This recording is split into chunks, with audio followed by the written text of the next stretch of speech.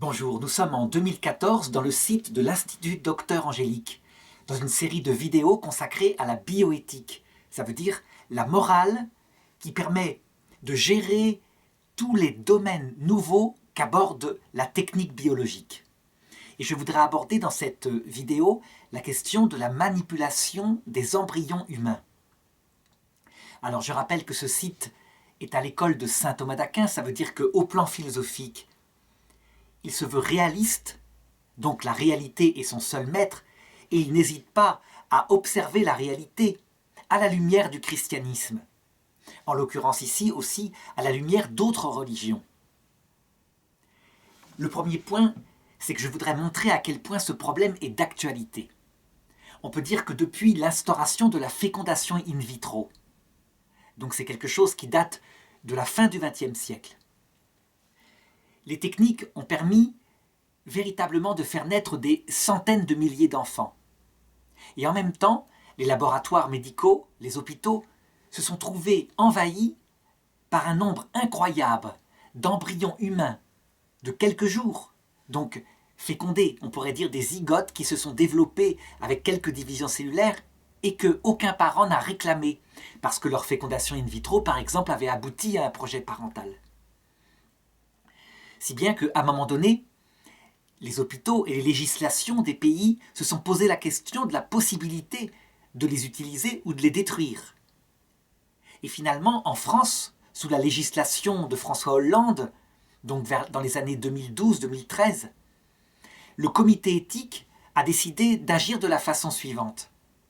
Si les parents ne demandent pas à ce que ces embryons soient détruits, eh bien, ils peuvent être mis à la disposition de la recherche scientifique, à titre de matériau expérimental. Donc, on peut faire des expériences concrètement sur des embryons humains. Évidemment, des règles ont été apportées. Pas question de pousser un embryon humain jusqu'à un stade de développement, je dirais, élaboré. Donc, il y a des règles qui sont fixées. Mais ce qu'on voit par contre, c'est que c'est sous la législation récente en France, sous la pression, je dirais, des scientifiques, que cette autorisation a été donnée. Elle avait été donnée dans d'autres pays déjà. Et les scientifiques disaient, si on ne donne pas l'autorisation en France, la science biologique française prendra du retard. Si bien que, on peut le dire, le comité éthique s'est soumis à ce critère particulier qui est celui de la recherche, de l'efficacité de la recherche. Pourtant, il y avait eu des contestations par des médecins qui disaient, ou des scientifiques qui disaient, aucune recherche n'a été permise, aucune trouvaille n'a été permise par les manipulations, par le travail sur les embryons humains. On peut tout à fait faire les mêmes expériences sur des cellules souches. Ça veut dire un certain nombre de cellules découvertes dans le patrimoine humain, dans la moelle des os par exemple, et qui sont totipotentes. Ça veut dire qu'ils ne sont pas spécialisés pour donner un type particulier de tissu, comme de la peau, du foie, de la cornée, mais qui peuvent véritablement, potentiellement s'ouvrir à tous les tissus. Donc ce qui évite d'utiliser quelque chose qui, au plan d'une simple réflexion éthique, pose problème tout de même. Ce sont des embryons, donc quelque chose que certaines sagesses considèrent comme des êtres humains en développement, vers l'âge adulte, sans qu'il y ait de rupture particulière. Ça veut dire qu'en fait, depuis l'œuf fécondé jusqu'à l'adulte, c'est un devenir progressif. Et tout le patrimoine génétique de l'œuf fécondé commande ce que sera corporellement le futur adulte. Il faut remarquer aussi que le Comité national d'éthique en France, lorsqu'il a réfléchi à ce problème, l'a fait sans du tout tenir compte des questions métaphysiques. Ça veut dire que François Hollande, à un moment donné, je ne sais pas si c'est avant ou après, c'est plutôt, donc c'est concomitant, il a supprimé la présence même de représentants des grandes religions dans ce comité d'éthique. Il y avait avant un représentant du christianisme, de l'islam, du bouddhisme, de l'hindouisme. Eh bien, leur chaire a été remplacée par des gens qui étaient simplement dans une réflexion éthique humaine. L'idée était que, par rapport à ces sujets, dans un pays laïque, la religion n'avait pas à donner son avis. Donc la laïcité voulait dire qu'on pouvait penser une morale indépendamment des questions concernant le sens profond de la vie, ce qu'on appelle la métaphysique, la conception que l'homme se fait de lui-même. Est-ce qu'il est un simple tissu moléculaire qui vient purement de l'évolution et du hasard et qui est appelé à retourner au néant? Ou est-ce qu'il est un être voulu par un créateur? Apparemment, dans la décision socialiste, cette question-là ne pouvait pas influencer la réflexion éthique. Eh bien, dans cette vidéo, je voudrais montrer comment, en fait, pour des sujets comme cela, qui sont des sujets touchant l'humanité même, il est impossible de s'abstraire d'une réflexion de type métaphysique au sens de la sagesse. Les 3 questions fondamentales, d'où est-ce que je viens, qui suis-je, où vais-je? Alors, comme dans chacune de ces vidéos, on peut considérer qu'il y a, en gros, 2 conceptions du sens de la vie, qui eux-mêmes se divisent en des dizaines de conceptions, mais puisqu'il faut simplifier, il y a 2 conceptions. La première dit qu'il n'y a pas de créateur et que tout vient de la matière, donc il n'y a pas de loi supérieure, c'est le hasard qu'a produit l'humanité. Et l'autre qui pense qu'au contraire, une intelligence créatrice a pensé les choses et s'occupe de l'homme. Entre les deux, il y a par exemple le courant de Spinoza, que Albert Einstein a fait sien, qui considère qu'il y a bien une intelligence créatrice, mais qu'elle ne s'occupe pas du tout de l'homme, donc que l'homme peut prendre ses décisions indépendamment.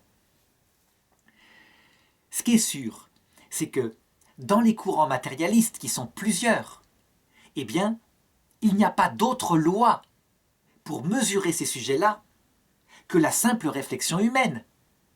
En effet, les forces de la matière qui ont abouti à l'homme sont des forces aveugles. Ce ne sont pas des personnes qui ont une volonté. Et du coup, si par hasard, un jour, une pensée réflexive est capable de sortir de cette matière, c'est l'homme, eh bien, il a tout pouvoir de gérer sa vie et même son évolution. C'est tout à fait logique. Au contraire, dans le courant d'une sagesse religieuse, qu'elle soit philosophique ou qu'elle soit révélée, s'il y a une intelligence qui a pensé l'homme, alors dans ce cas-là, une loi supérieure à l'homme s'impose, qu'il doit essayer de comprendre et à laquelle il doit obéissance. C'est pourquoi, sur un sujet comme la manipulation des embryons humains, qui dépend aussi de la définition qu'on donne à un embryon humain, cette question métaphysique est absolument indispensable. Alors donc, essayons d'analyser d'abord, dans les athéismes matérialistes, les conclusions logiques qui sortent de là, en essayant de ne pas trop être caricatural, vu le nombre de nuances qu'on peut après établir.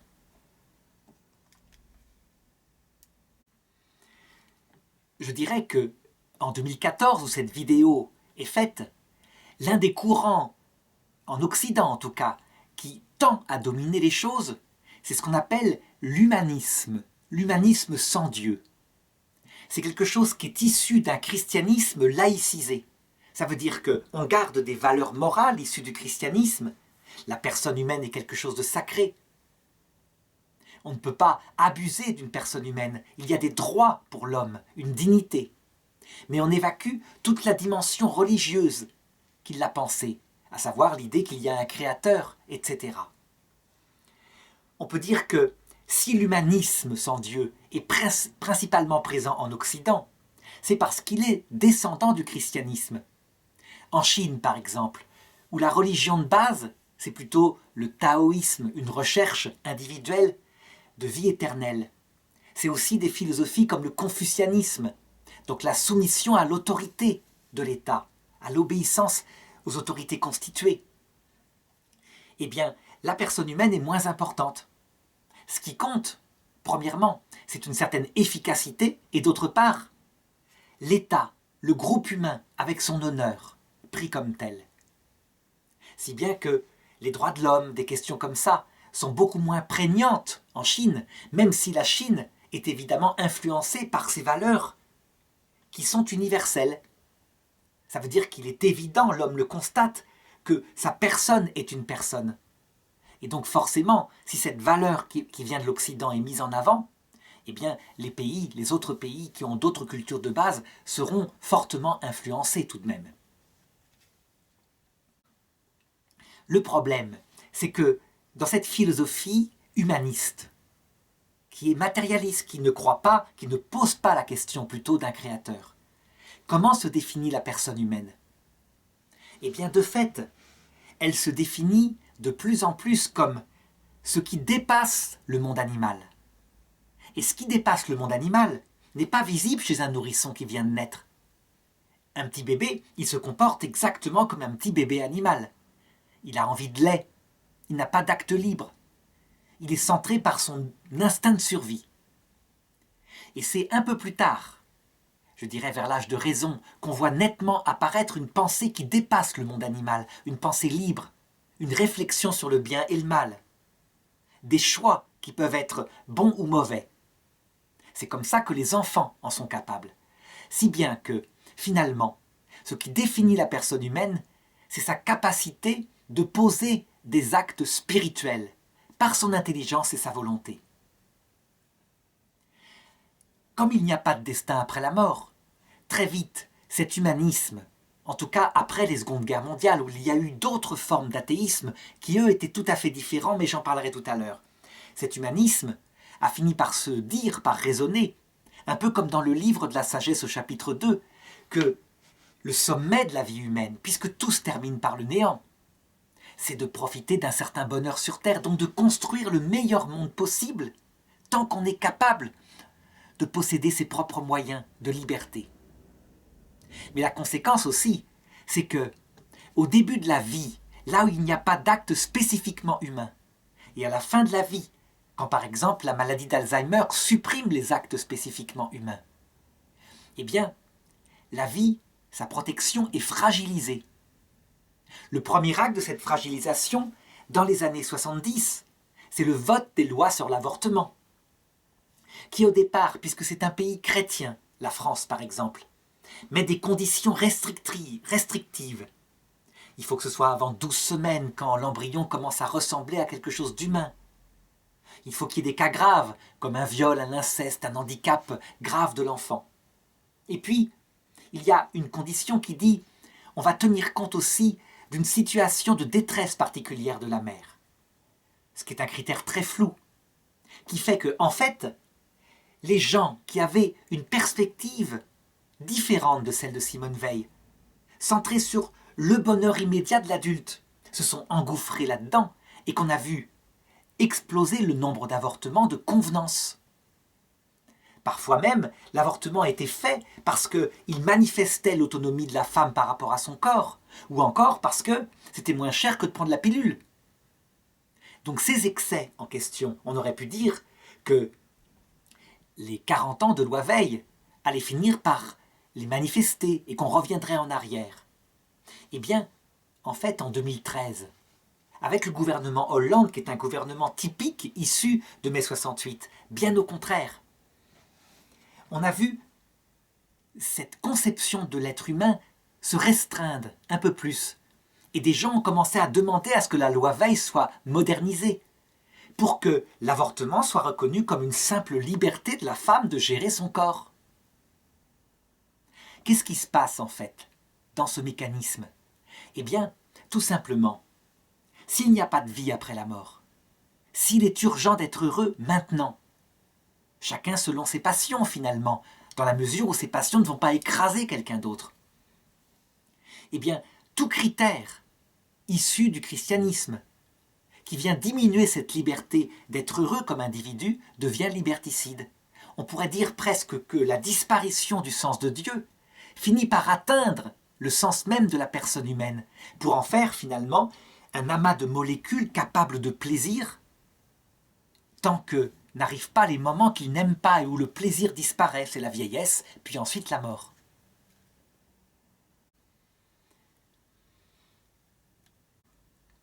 Et bien résultat, par rapport à la manipulation de l'embryon humain, on a vu le même phénomène.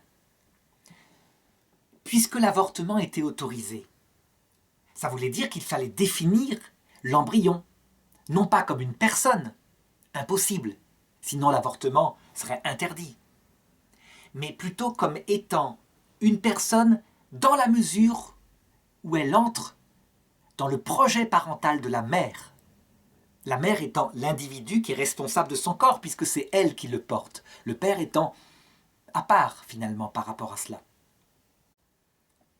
Cette définition, véritablement, était gardée farouchement par les partisans de l'avortement, au point qu'à un moment donné, ça devenait ridicule. Par exemple, si une femme enceinte avait un accident de la route, que son chien était tué dans l'accident, et son embryon, ou plutôt l'enfant qu'elle portait, était tué aussi, eh bien, elle pouvait avoir des dommages et intérêts pour le chien, mais pas pour l'embryon, puisque ce n'était pas une personne.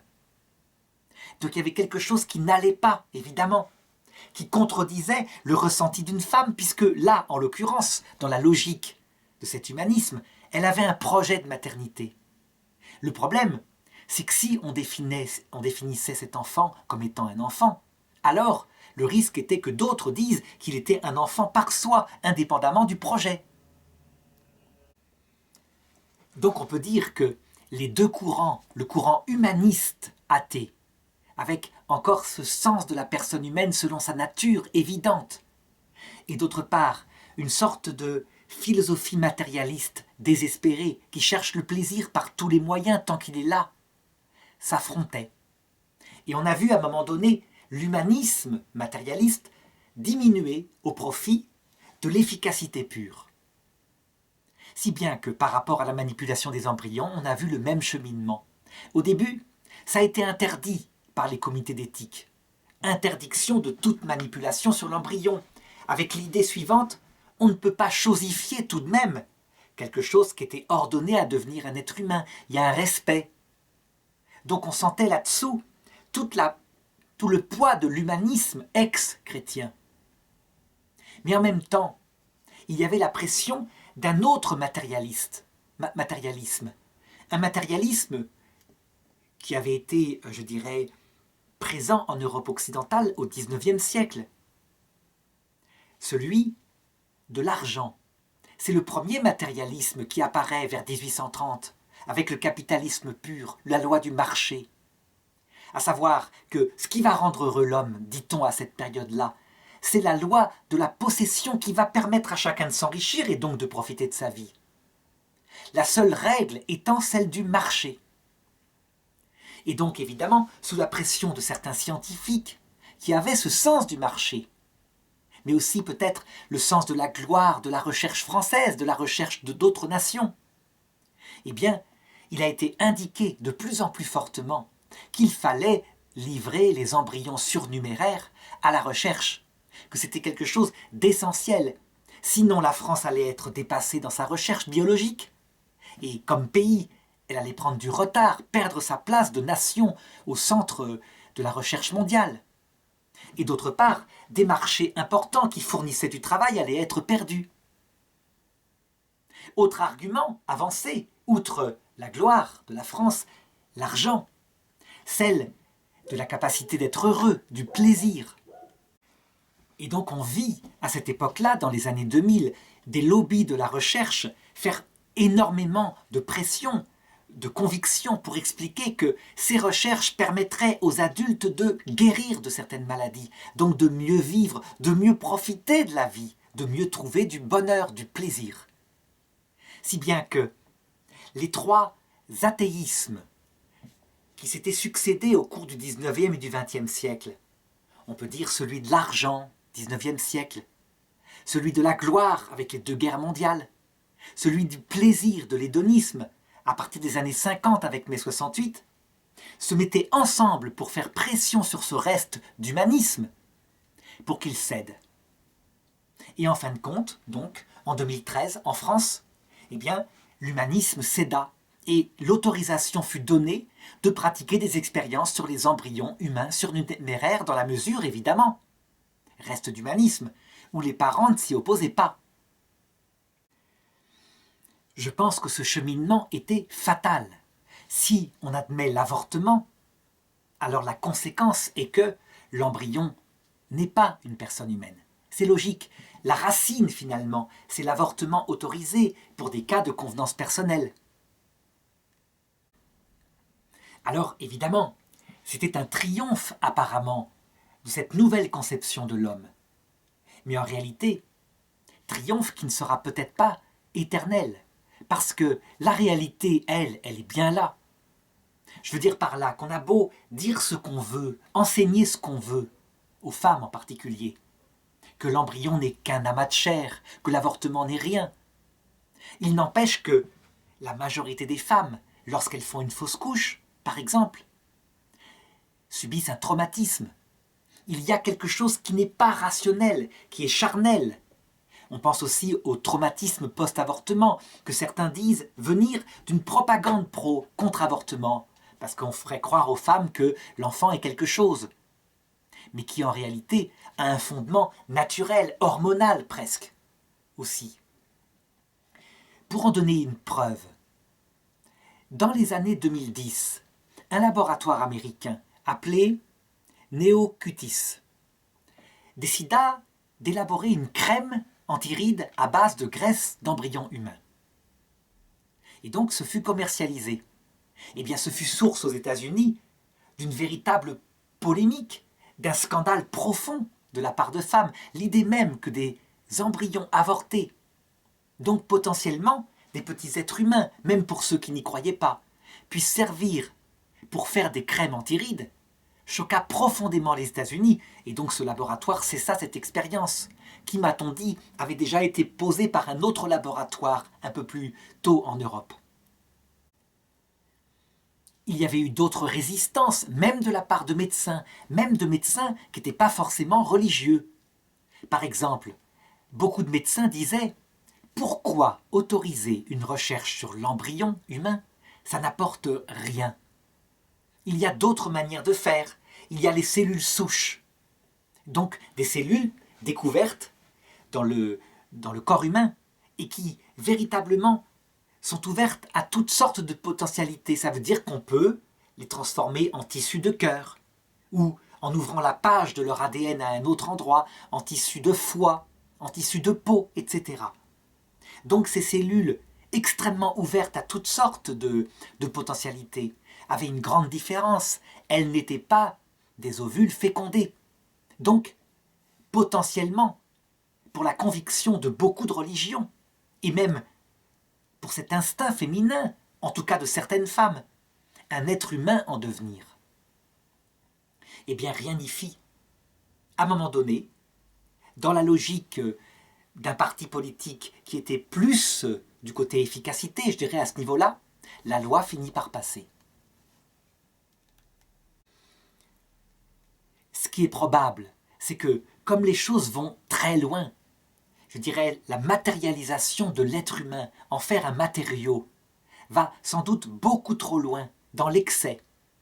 Et bien que cette sagesse issue de mai 68, qui a la seule efficacité du plaisir, ne durera pas éternellement, de la même façon d'ailleurs que par exemple la sagesse de la gloire, de la patrie, au début du XXe siècle, ou que la sagesse de l'argent roi au XIXe siècle. Tous les excès provoquent une réaction parce que l'être humain est l'être humain. Et on voit des réactions se mettre en place. Par exemple, en Espagne, en 2014, un retour léger sur une loi concernant l'avortement qui avait été beaucoup trop loin et qui faisait de l'avortement un droit reproductif, comme la pilule contraceptive, qui elle, par contre, ne touche aucunement à un embryon fécondé. Alors, évidemment, du côté du matérialisme, on dit « mais non, ça ne reviendra pas, ce sont des vieilles lunes, des vieilles superstitions ». En réalité, l'être humain porte en lui les questions du sens profond de sa vie. Et donc, ça revient tout le temps. Ça revient tôt ou tard. L'homme, disaient les philosophes grecs, est un animal religieux. Ça ne veut pas dire qu'il est forcément croyant, mais que forcément, il se pose la question de ce qui en lui est plus que la matière, que la biologie, les manipulables, etc.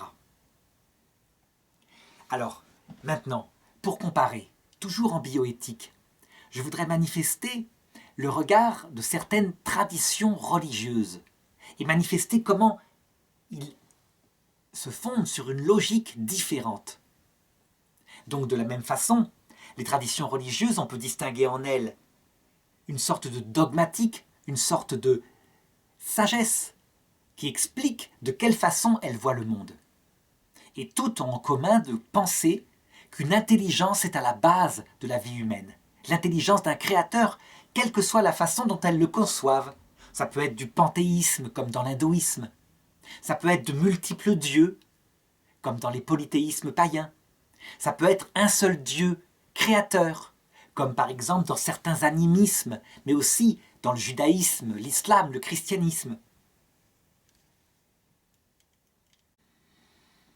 Ce qu'il y a de commun à toutes ces religions, et que décrit bien d'ailleurs le Concile Vatican II, dans Nostra Aetate, c'est que toutes pensent qu'il y a une transcendance intellectuelle, c'est-à-dire quelqu'un ou quelque chose qui a pensé l'homme, qui a pensé la nature humaine telle qu'elle est, et que donc il y a un respect fondamental à avoir par rapport à son projet. Évidemment, lorsqu'on regarde une religion comme l'islam, une religion qui est née donc, dans la première moitié dans le premier millénaire, on voit que les choses sont beaucoup plus élaborées. Il y a un regard sur la nature humaine et une obéissance humble du musulman au commandement de Dieu qui lui a donné sa nature humaine. Du côté du christianisme, par contre, il y a cette même obéissance, mais avec une volonté de comprendre ce que Dieu veut, son projet. On peut dire que le musulman se considère comme un serviteur humble qui obéit, et c'est fondamentalement ça le test que Dieu lui demande. Alors que pour le chrétien, Dieu est considéré comme un ami qui ne veut pas que son ami ignore son projet sur lui. Et donc, qui explique aussi ce que c'est que la fécondation humaine, ce que c'est qu'un embryon humain. Et donc, je voudrais donner ici d'abord la conception catholique, qui est celle qui est la plus intellectualisée par le fait qu'il y a un magistère qui tranche et qui dit « ceci est la vérité officielle de l'Église ». Dans l'orthodoxie, les choses sont plus discutées parce qu'il y a plusieurs grands penseurs qui débattent entre eux. Et dans le protestantisme, comme il n'y a plus qu'un seul canal de la révélation, le livre saint, eh bien, les réflexions sur ces sujets sont beaucoup moins poussées, évidemment. Il n'y a pas cette intelligence de l'ami qui adapte aux nouvelles problématiques des principes qui sont présents dans l'Écriture. Donc, pour le catholicisme, qu'est-ce que c'est que l'embryon humain ? Eh bien, en fait, il est sacré. Il est sacré pour une raison très précise. Dieu a voulu, lui-même, que l'humanité soit séparée en deux, l'homme et la femme. Égalité de nature, mais complémentarité de psychologie et de biologie. Égalité de droit, afin qu'ils s'aiment véritablement d'amour, d'amitié, comme c'est manifesté dans le livre de la Genèse avec Adam et Ève. Et il a voulu que leur amour s'exprime par beaucoup de choses, mais en particulier par l'acte sexuel, qui d'abord sert à signifier et à faire grandir à travers un grand plaisir mutuel cet amour, mais qui en plus, et c'est indissociable, est potentiellement source de vie. Donc les parents s'unissent, et c'est pas seulement un baiser, il y a un mécanisme qui permet une fécondité. Cette fécondité aboutit à un œuf fécondé dans le ventre de la femme, et Dieu bénit l'acte sexuel en créant, aussitôt à la conception, dit le magistère ordinaire de l'Église catholique, sous Jean-Paul II, par exemple dans Donum Vitae 5, Dieu bénit cela en créant l'âme spirituelle. Il la crée à la conception. Pas de précision sur l'instant précis, en minutage, mais en tout cas, il est là. Si bien que, dès que la femme est enceinte, que l'œuf est fécondé, une vie qui n'est pas sa propre vie, qui est prêtée, qui vit dans son ventre, qui va devoir se développer, est là. Et cette vie est absolument irréductible à la sienne. Elle en est responsable parce qu'elle le porte et parce qu'elle doit, après, avec son mari, l'éduquer.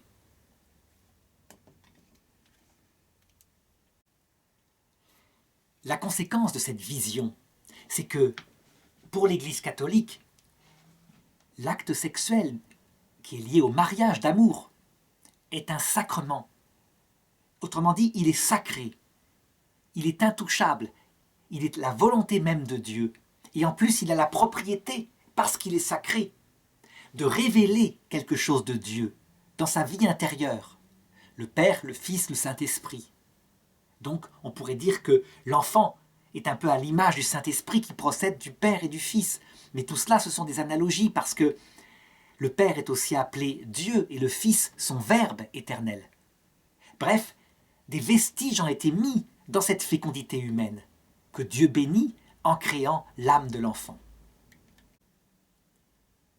Alors, on pourrait dire, et opposer à l'Église, mais l'âme de l'enfant, quand l'enfant vient d'être conçu, quand le zygote est là, c'est-à-dire l'œuf fécondé, il n'y en a pas. Pas de visibilité, pas d'acte spirituel. Eh bien, l'Église répond à ça. Pas d'acte spirituel qui se voit. L'âme dort, elle est là, créée, elle est immortelle. Mais pour le moment, elle ne s'exprime pas. Il faut que le corps grandisse, que la psychologie se développe, que l'enfant naisse, qu'il soit un peu éduqué, et peu à peu va surgir cet esprit qui est là, métaphysiquement présent, par des exercices extérieurs, comme des choix libres, etc. La conséquence immédiate, elle est très claire. Toute manipulation d'un embryon humain, quel qu'il soit, on en fait un instrument de laboratoire, un peu comme un animal de laboratoire.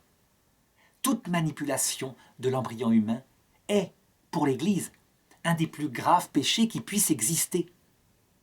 Parce qu'il touche à une personne qui dort. Donc pour l'Église, dans sa foi, même si elle ne peut pas le démontrer, puisqu'il n'y a pas d'activité de l'esprit dans ce petit enfant, qui ressemble au départ à quelques cellules agencées, eh bien, toute expérimentation revient pour elle à l'expérimentation sur un enfant qui serait né.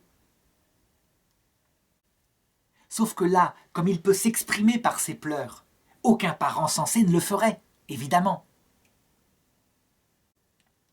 Et on peut dire que c'est donc en raison de cette foi catholique, en la présence de l'âme dès la conception, que la vie est protégée de sa conception à son terme. L'Église catholique en fait même une question de principe, au point que si un catholique, pour une raison qui n'est pas l'avortement thérapeutique, ça veut dire qu'il y a des cas où on ne peut pas faire autrement, évidemment, c'est le moindre mal. Une grossesse extra-utérine, c'est typiquement l'avortement thérapeutique que l'Église accepte, puisque la mère et l'enfant vont être tués. Mais l'avortement thérapeutique, pour elle, n'est pas simplement l'idée que l'enfant présente un petit handicap ou serait trisomique, et donc qu'on pourrait le tuer. Pas du tout. Ça, c'est une déformation du langage de l'Église, qui le réduit véritablement à une non-viabilité de l'embryon ou de la mère. Eh bien, si un catholique conseillait un avortement pour un motif de convenance personnelle, eh bien, aussitôt, il serait excommunié. C'est ce qu'on appelle, c'est ce que l'Église appelle une excommunication late sententiae. Il n'y a pas besoin que l'acte soit posé. Tellement pour elle, c'est contradictoire avec le fait d'être catholique que de conseiller un avortement. Alors attention, ce que je dis là, évidemment, est regardé aussi avec les circonstances. C'est bien évident. Je veux dire par là que c'est pas du tout pareil. Un avortement provoqué dans une famille où il n'y a que 2 chambres et la femme est enceinte du 3e et tous les 2 travaillent. Et puis, un avortement provoqué par une femme africaine dans la détresse qui a été violée par son patron et qui a perdu son travail et qui vit dans la rue. Évidemment. Donc attention, les principes, je l'ai dit, mais ils n'empêchent en rien l'acte concret de la prudence de terrain. Je dirais que ce sont des théologiens très mauvais, qui font des principes la solution à tout, et qui ne voient plus l'être humain qui est dessous. La loi, elle est la lumière, et elle est faite pour éclairer l'homme, pas pour écraser l'homme, c'est bien évident. Et je ne suis pas en train de dire que l'avortement serait conseillable dans quelques cas, c'est pas ça du tout. Du coup, l'Église catholique, qui a un poids comme État au niveau de l'ONU, a travaillé véritablement à ce que les scientifiques essaye d'établir l'expérimentation sur les cellules souches, mais que l'expérimentation sur les embryons ne soit pas autorisée. Et puis, comme ce sont des grands courants dont les gens ne se rendent même pas compte, eh bien, les pays occidentaux, un par un, ont fini par autoriser l'expérimentation sur des embryons humains. Qu'en est-il de l'islam maintenant? Eh bien, l'islam, dans sa théologie, pense que l'âme de l'enfant est créée le 40e jour. C'est un peu la pensée qu'avait saint Thomas d'Aquin au Moyen-Âge, mais qui n'a pas été conservée par l'Église catholique, qui, elle, maintenant, a véritablement opté par son magistère pour la création immédiate de l'âme. Et du coup, logiquement, dans l'islam, il y a protection de la vie, mais pas avec une intensité aussi forte que dans le catholicisme. Pourtant, la plupart des savants musulmans s'opposent aux manipulations sur l'embryon, ne serait-ce que parce qu'il est ordonné à recevoir l'âme, et donc préfèrent aussi, s'il faut faire des expérimentations, qu'elles soient faites sur des cellules souches, par exemple. Le grand drame, on peut le dire, du monde occidental actuel, c'est que, à la rigueur, dans la logique propre du matérialisme, on pourrait être amené un jour à décider que même un enfant qui vient de naître, si les parents finalement n'en veulent pas, parce qu'ils se trouvent handicapés, ils n'ont pas découvert un handicap avant, il puisse être éliminé. C'est une logique possible parce que l'enfant est déshumanisé tant qu'il ne pose pas d'acte libre dans la logique de l'avortement. C'est à cause de quelque chose de non logique, un reste de christianisme en Occident, qu'on fait attention à partir de la 14e semaine, quand véritablement l'embryon ressemble à un être humain, à ne pas le toucher. On fait attention à la sensibilité de la mère. Mais attention, le poids de l'efficacité, des finances, de la crise économique, la perte des valeurs qui se fait peu à peu sentir, la mise en valeur par exemple de cas particuliers, pourrait faire que cette chose-là disparaisse. Et je parais donner de la science-fiction, mais pas du tout. Il suffit de regarder en 2014 le débat en Belgique sur l'euthanasie possible d'enfants. Et 2 cas se présentent. D'abord, des enfants de plus de 7 ans qui seraient capables de choisir eux-mêmes de demander l'euthanasie. Et puis d'autre part, des enfants trop petits pour choisir, avec une réflexion sur la possibilité que des parents qui les aiment puissent choisir pour eux.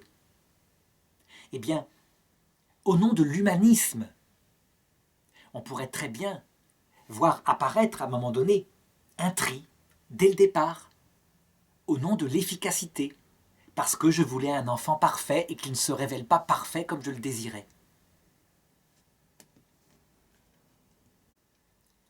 Tout cela est dans la logique de la chosification de l'embryon, des manipulations sur l'embryon. Le grand malheur, évidemment, c'est que ceux qui pensent comme cela, par une justice immanente, lorsque eux-mêmes deviennent vieux, que leur liberté commence à disparaître sous les nuages de la maladie, eh bien, de grands humanistes qui sont aussi de grands économes peuvent très bien décider de les éliminer. C'est la même logique parce que ça procède du même principe.